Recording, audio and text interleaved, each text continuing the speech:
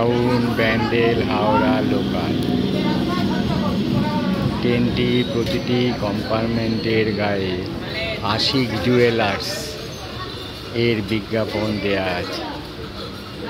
ট্রেনটির প্রতিটি কম্পার্টমেন্টের গায়ে আশিক জুয়েলার্স এর বিজ্ঞাপন দেয়া আছে।